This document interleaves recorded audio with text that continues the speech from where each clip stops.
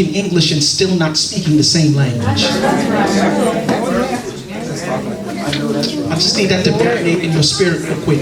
Two people can be speaking perfectly, can properly articulate a thought in the language of English and still not be speaking the same language. Oh, case in point, about a year and a half ago, I got a breakthrough with my wife. Really and truly, when we first got married, I got a breakthrough. Because I'm always in solution mode. And it's for some of us men, like for real, we don't want a whole lot of problems. What's the problem? Let's fix it. Too much, we don't like to do a whole lot of talking. You know what I'm saying? But what I found out is that my wife is an emotional creature. And she needs to feel connection with me. And the one way that she feels connection with me is through conversation. Let me help some of your husbands out. You're going to miss out. You like the bedroom action. You ain't getting no bedroom. GMG, grown man gifts. I'm lying, Ryan? Right? And the reason why, I'm just saying, the reason why you're not getting what you're getting in terms of the physical is because you're not pouring into her emotionally. One more time, please. It would be foolish for me to get in my car on a quarter tank of gas and try to drive back to Charlotte. I know that's right. And that's what some of us are doing. You are expecting your wife to perform in ways, you're expecting her to perform to the height of who she is as a wife, and you're expecting her to do it on fumes, and that's unfair. But there are some wives who, like for real, you got your husband going a week, 2 weeks, and you don't understand that there's some physiological things that happen. I'm not asking nobody. I sat down with doctors. I read case studies only to find out that, like for real, sperm builds up in the sac and it hits a pressure plate. And when you go for too long, let me tell you something. When my wife don't, I start kicking furniture and slamming. No, I'm dead serious. Like for real. And then here's the thing that I'm blown away about is the amount of infidelity that takes place in the church. No, we can't talk about other people outside the faith anymore because I'm watching infidelity take place in the church, and I'm watching infidelity take place in the church because needs are not being met. They're not being met. And so there's a number of things that I do in order to keep myself in line. Let me tell you something. I'm so in love with that thing called faith. Claudette, I'm telling you, I've just recently resolved in my mind because we have a difference in opinion when it comes to disciplining our children. Yes, that's fine. No, I'm telling you, she does not like when I put my hands on her boys. I know that's right. And she don't like when I raise my voice.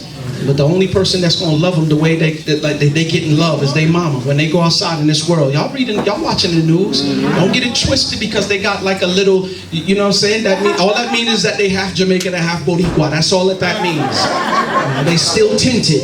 And the 5-0 gonna look at them a little. They look at black and brown people a totally different way. Oh, can I just keep it 100? And so when we do that, like for real, I realize that. Come on. I realize that I'm not going to allow any situation. I'm not going to allow people. I'm not going to allow things. Doggone it, I'm not going to allow my children. I'm not going to allow myself to come between me and my wife. And some of you are experiencing difficulties in your marriage right now because you are allowing yourself to become, my man E said it to me the other day. He said, I found out who's been starting the arguments. It's been me. And then he said to him, you pitch the 10, I'm going to bring the circus. Jimmy, like for real, I realized a lot of the times that we got into disagreements with my wife is like for real, I felt like something was being challenged. Manhood was being challenged. And here's the funny thing, she didn't even have nothing to do with it. But every time I felt like you understand what I'm saying? Every time I felt like something was being challenged, then problems would occur. And what God told me, son, is that she don't have nothing to do with that. You need to go back to your path. Okay. That's right. Okay. And this is the reason why I wanted to talk about behaviors and preferences this evening, because there are some of us who have experienced some form of trauma from your past relationship. Your daddy wasn't in your life.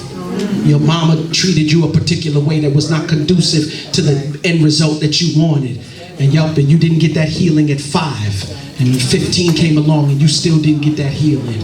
And 31 came along and you still didn't get that healing. And now you in your 40s and 50s and 60s and you still dealing with a 5-year-old issue that you never got healing from. And here's the funny thing. Your spouse is only being who they're naturally wired to be. But it serves as a trigger for you. But what you will do is you will put the burden of responsibility on them. And they're being naturally who they're wired to be, who God wired them to be. And you put the responsibility on them not to be a trigger for you, and it's not even their problem. It's your problem. And every time, for real, what I realize is that continual issues that happen in the same place over and over again, you think you are arguing about, I took the remote off the couch and I put it on the end table. You think you're just arguing over the remote. You're not arguing over the remote. You're arguing over an unresolved issue. And you keep having this particular thing over and over again because you refuse to go back and get the healing for this particular area. What's up, y'all? It's your boy Quest, man, professional marriage and life coach. Listen, one of the things that we've always tried to do here, or one of the major themes here at the Greenhouse, right, or in the work that I do, is to concentrate on love, lifestyle, and legacy, right? And for the purposes of lifestyle, we wanted to create merch that is consistent with our ideas and beliefs as it relates to marriage. So listen, guys, you can see I got on the Tribe Called Marriage, raglan shirt, Tribe Called Marriage hat, and we have that and tons more merch in the shop. Do me a favor, if you like what we're doing and you like the merch, do me a favor, stop by, get some for you and your wife and support the movement. You feel me? Because if you're not working on your marriage, my friends, then what are you doing? Y'all already know what it is. It's your boy Quest. Peace.